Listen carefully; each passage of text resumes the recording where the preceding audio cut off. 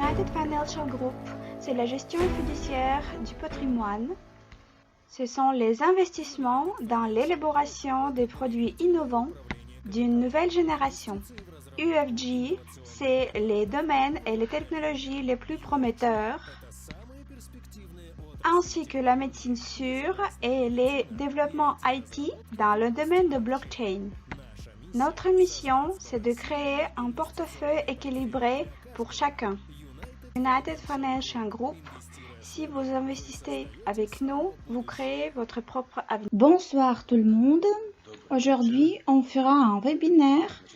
Je dirais que ce sera un webinaire général des résultats du travail de l'année précédente déjà, et en plus, on fera une présentation générale sur le développement de la société technologie de Vortex Oscillant de M. Sorokodum.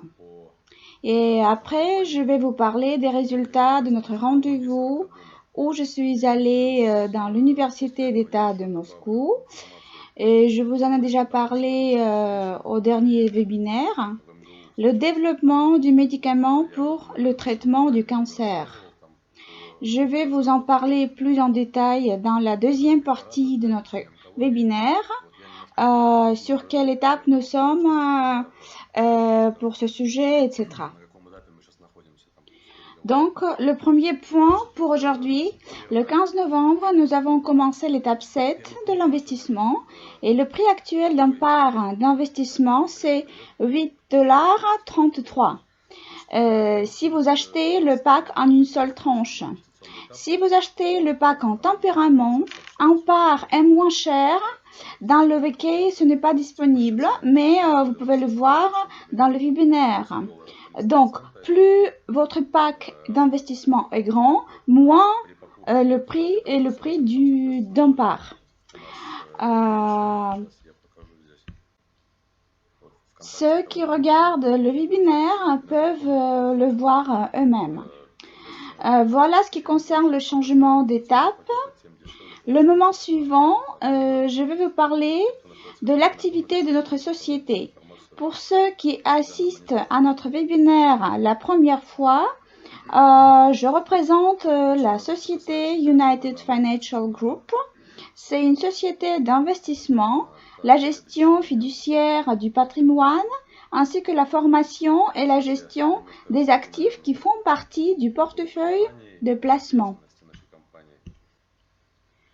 Le portefeuille comprend les domaines et les technologies les plus prometteurs. Ce sont la médecine sûre, le secteur de l'énergie, le développement dans le domaine de la technologie blockchain. Un peu d'histoire du développement de la société. La société a été enregistrée en septembre 2019, donc nous avons un peu plus d'un an. Pourtant, pendant cette période, pas grande, nous avons fait un grand travail et la compagnie a créé une réputation d'un partenaire sûr et nous essayons de respecter toutes nos obligations devant nos investisseurs à 100%. Au printemps 2020, dans le cadre de notre société, nous avons effectué des essais, disons des essais fermés de notre premier produit. C'est le BOM Roussich qui a montré des résultats, non seulement de bons résultats, mais des résultats géniaux. Tous les avis que nous avons actuellement, ce sont des vidéos et des textes tous les avis, toutes les opinions sont disponibles sur le site, dans notre groupe de VK et sur notre chaîne YouTube.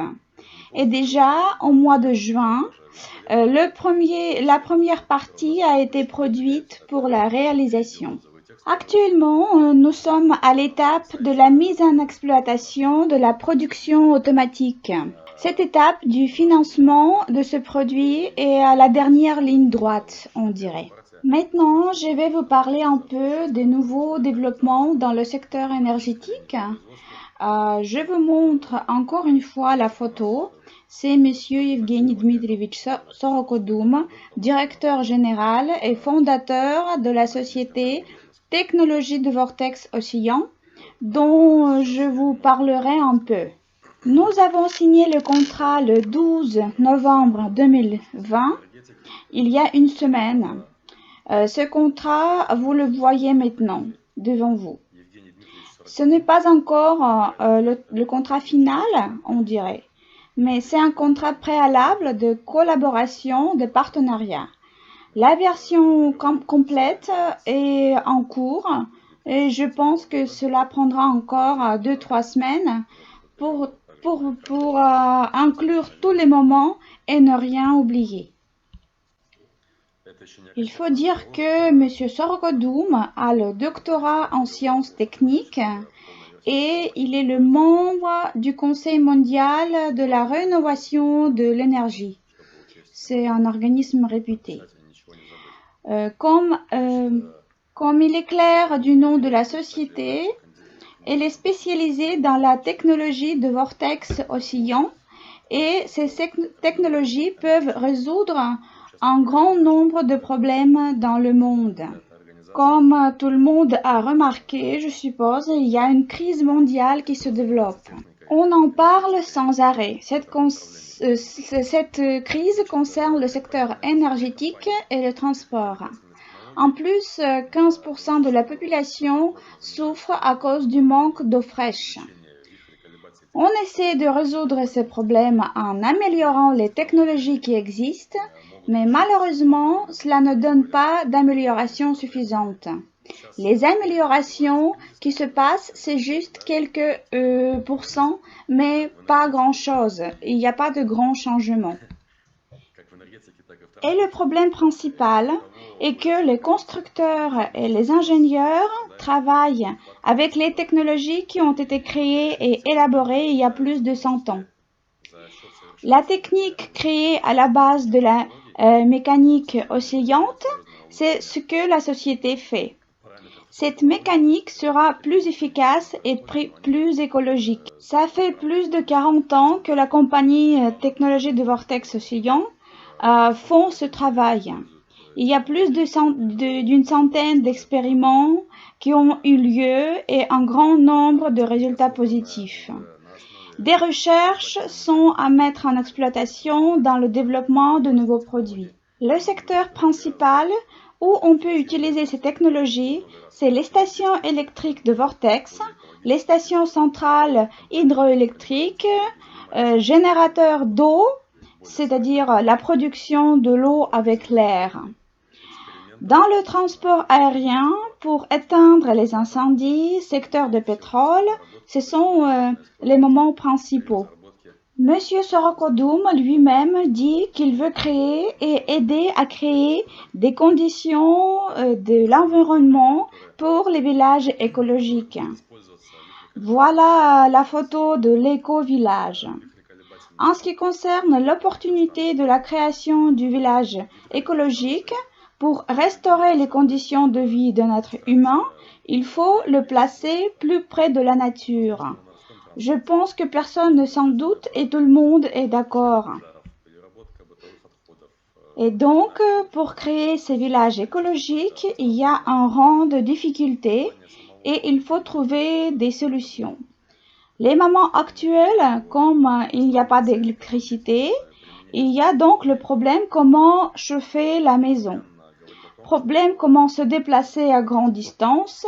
Problème avec l'enseignement, mais ça, on ne va pas le toucher, car c'est un problème à part. En résumé, les problèmes principaux, c'est l'énergie et l'eau. De quoi l'homme a besoin pour construire une maison? C'est l'électricité pour faire marcher la technique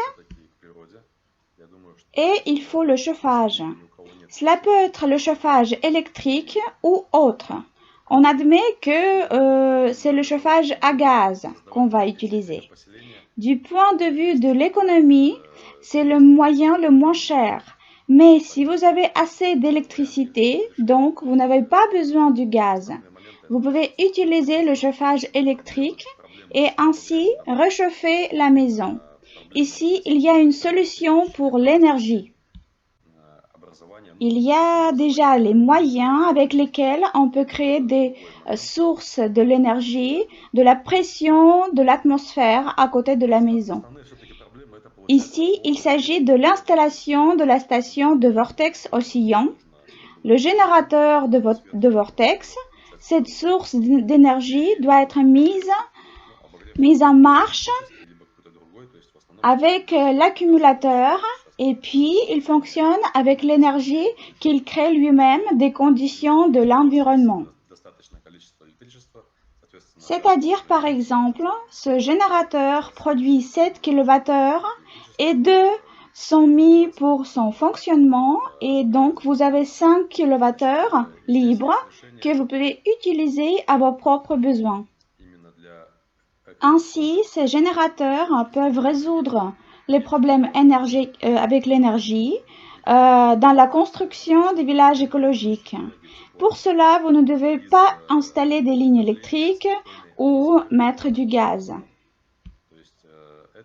Deuxième chose concernant l'eau. C'est le développement qui permet d'extraire l'eau de l'atmosphère.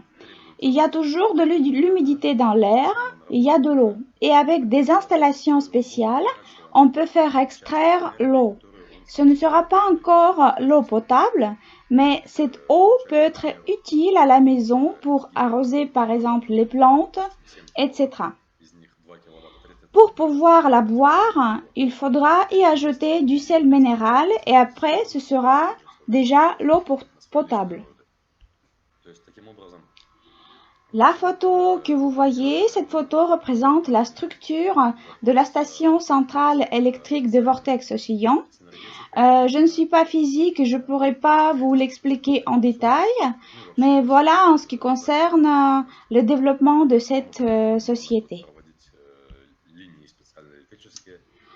Maintenant, concernant la question médicale, le rendez-vous que nous avons eu aujourd'hui à l'université d'État, voilà ce que j'ai à vous dire à ce propos.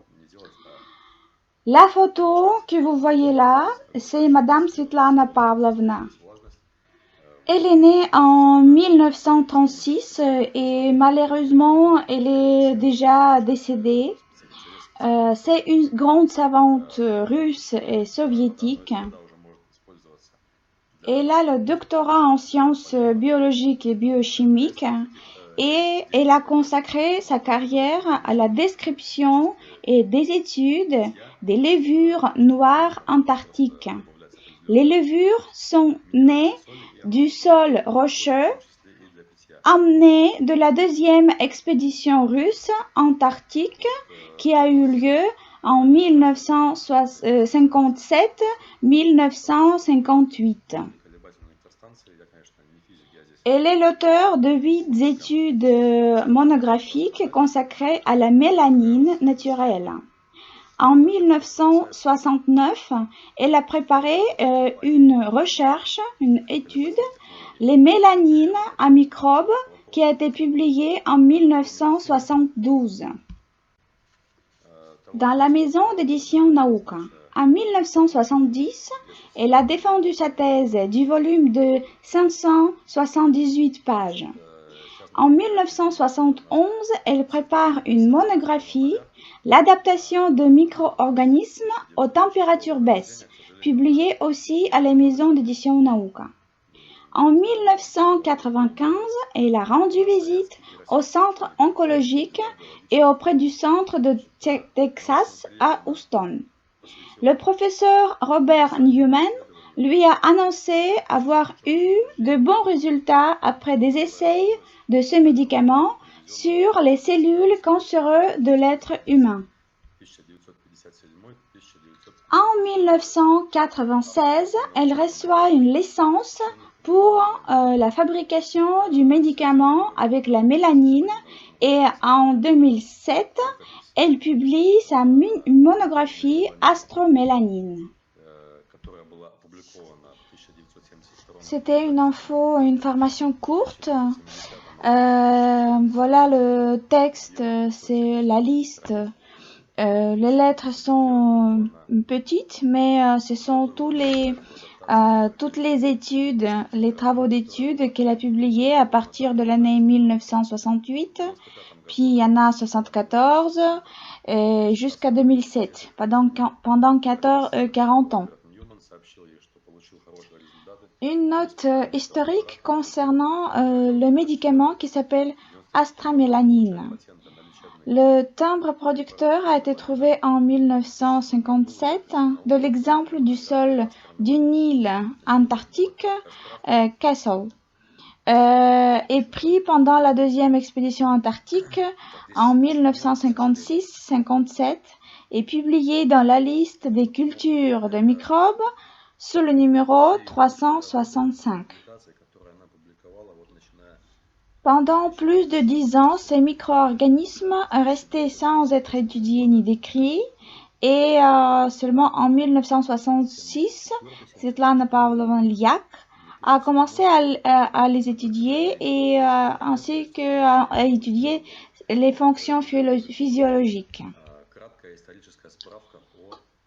Il s'est avéré que ce type biologique n'a pas pu être identifié car il ne ressemblait à aucun type décrit dans la littérature, à l'exception du fait qu'en 1956, de l'exemple d'eau de l'océan du Nord, il a été élaboré un organisme d'une étymologie pas claire, ayant reçu le nom d'un microbiologiste,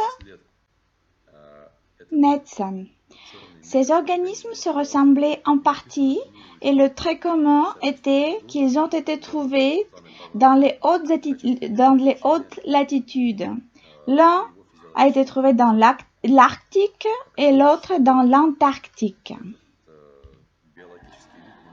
En novembre 1969, son étude sur la levure noire a été terminée et les résultats ont été présentés dans la thèse de Madame Liak, le mélanopigment des levures noires antarctiques et sa fonction physiologique. À part la thèse, il y avait 17 publications sur ce sujet qui sont sorties en 1972 sous forme d'un livre, Mélanine de microbes, plus il y avait 2 monographies publiées. Après, dans le cadre de ce sujet, il y avait un grand nombre d'expériments, articles. Donc, ce sont les résultats du travail de plus de 15 ans. Vous voyez l'image, c'est astromélanine. Les études effectuées par le docteur dans la pharmacologie, professeur Newman, dans les États-Unis, ont montré que astramélanine a une cytotoxine contre les cellules cancéreuses, comme par exemple des cellules du cancer du sein, de l'intestin, de la mélanome, du poumon, de l'estomac, du cancer du sang. Voilà une note courte sur le médicament. Au niveau de la sécurité, il n'est pas toxique. Il n'y a pas de mauvaise influence sur d'autres organes du corps. Et comme il suit des données reçues, la quantité de dose létale, c'est 3200 mg pour 1 kg. Donc la dose recommandée pour un adulte, c'est 10, 15 ou 20 mg. Cela veut dire que c'est 500 fois moins que la dose qui peut influencer le danger. Ainsi, les résultats pour le degré toxique, les essais ont été effectués avec les souris, permettent à recommander les études selon le programme Mini-Toxi. C'était l'avis du spécialiste du bureau du laboratoire de toxicologie, nom de famille Mikhailova. pour les études de sécurité de ce médicament. Ce médicament a aussi reçu des récompenses aux salons internationaux et les diplômes que vous voyez, c'est une petite partie des diplômes. Il y en a plus de 20. Voilà, c'est toute l'information que j'ai pour le moment sur Astromélanine.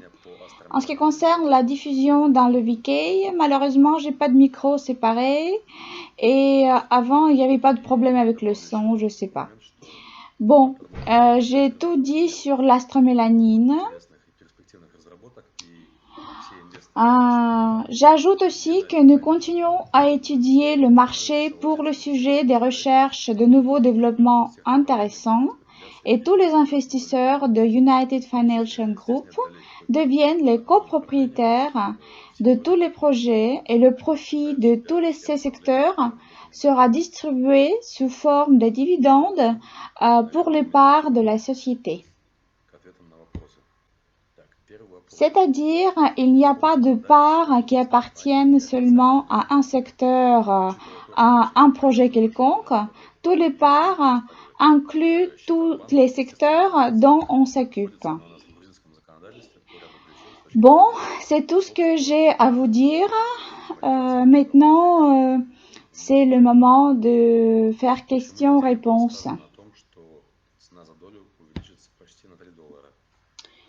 Donc, première question, dans quelle législation votre société est enregistrée et est-elle officielle ou pas? Étant donné que la société existe plus d'un an et elle a aussi les comptes dans les banques, il est évident qu'elle est officielle. Elle est enregistrée dans la législation de la Géorgie pour plusieurs raisons et du point de vue de minimiser les impôts. Pourquoi vous n'avez pas dit que le prix pour un part sera augmenté pour à peu près de 3 $? Il s'avère que nous sommes déjà à l'étape finale. Non, nous ne sommes pas à l'étape finale. Le prix pour un part a été augmenté plus pour cause que nous avons eu des changements positifs dans la société, des secteurs complémentaires du développement. Je parle maintenant de la compagnie Technologie de Vortex Oscillant, avec laquelle nous collaborons. Donc, cela a provoqué des changements dans le plan de financement et il y avait une nécessité d'augmenter le prix des parts dans le volume que vous voyez. Question suivante. Astromélanine est produit déjà depuis longtemps et vendu dans les pharmacies. Donnez vos commentaires s'il vous plaît. Actuellement, Astromélanine n'est pas fabriquée et n'est pas vendue dans les pharmacies. En ce qui concerne le tempérament minimal, c'est 50 $. Il s'agit du paiement par mois. Et demande de faire le paiement 20 ou 30 $ par mois pour pouvoir réserver le pack. Vu la situation actuelle mondiale et la perte des revenus de plusieurs investisseurs. Nous avions un pack avec le paiement 25 $ par mois, mais nous avons pris la décision de l'annuler parce qu'il y a un petit nombre de parts dans ce pack. Voilà les raisons pourquoi nous l'avons annulé. Quelles sont les estimations pour les dividendes pour une action en part? Je ne peux pas vous faire des estimations pareilles. C'est pas la météo, même la météo, dans la météo on s'en trompe. Ici la question est plus compliquée. Maintenant, il y a des parts qui sont vendues. Avez-vous l'intention de les actionner? Pour le moment, non. Si on voit que cela vaut la peine, on y pensera. Pour le moment, il n'y a pas de sens. Question suivante. Allez-vous fabriquer Astromélanine? Quels sont vos projets liés à ce médicament? S'il y avait seulement des essais sur le souris, c'est un grand chemin pour des essais sur les hommes. En ce qui concerne la fabrication, j'ose pas vous dire car les discussions ne sont pas encore terminées. Peut-être oui, mais peut-être on s'occupera des recherches scientifiques et on sera les cofondateurs ou les copropriétaires. Donc la question qui va s'occuper de la fabrication reste ouverte. Et sur quelles conditions on va collaborer? C'est pas encore décidé. Il y a plusieurs possibilités. Et je pense que ce sera clair pendant ce mois. Mais la personne qui est le propriétaire de la licence a l'intention de collaborer avec nous et est très intéressée, non seulement du point de vue des investissements, mais aussi du point de vue des recherches communes de ce produit. Car notre collègue de l'Université d'État a mené un dialogue sérieux du point de vue de la propriété intellectuelle, sécurité et ainsi a orienté vers nous, vers notre côté, vers le côté de collaborer avec nous. Il faut dire que les essais ont été effectués non seulement avec les souris, en fait, il y avait plus de 100 personnes qui ont participé dans les essais aussi. J'ai pas préparé le matériel sur ce sujet, mais il y avait de bons résultats aussi. Question pour les dividendes. Oui, tout se passe conformément à notre plan. Janvier-février 2021, le paiement des premières dividendes. Déjà, selon le profit pour l'année 2020. Encore une question. Il y a 2 ans, nous avons acheté ce médicament qui était en libre service. Réponse que je ne peux pas donner de commentaires parce que je n'ai pas d'informations. Question suivante. Sous quelle forme astromélanine est fabriquée? C'est médicament, bougie ou forme liquide? Il me semble que c'est un poudre granulée qui doit être avalée. Je ne peux pas vous le dire sous quelle forme maintenant, je ne m'en souviens pas. Soit il est avalé en poudre, soit il est dilué avec de l'eau. Question du prix. J'ai pas d'informations concernant le prix, mais selon l'information de sa fabrication, je ne pense pas que ce soit très cher. Si comparé avec le médicament franc, ce ne sera pas plus cher, plutôt moins cher que franc. Demande suivante de faire le bilan après les ventes du baume. Ce sera fait fin décembre. Nous sommes pour le moment à la mi-novembre. Ce sera fait fin décembre. Actuellement, nous avons 3 projets. Peut-être prendre encore 3 parallèlement. La question n'est pas de lancer les projets. La question, c'est de lancer les projets qui vaut le coup. Il n'y a pas de vente d'astromélanine, mais il y a la mélanine. J'ai aucune idée sur ce que c'est la mélanine, donc je n'ai rien à vous dire. Il y a beaucoup de médicaments dont les noms se ressemblent dans le monde. Comment seront chargés les dividendes?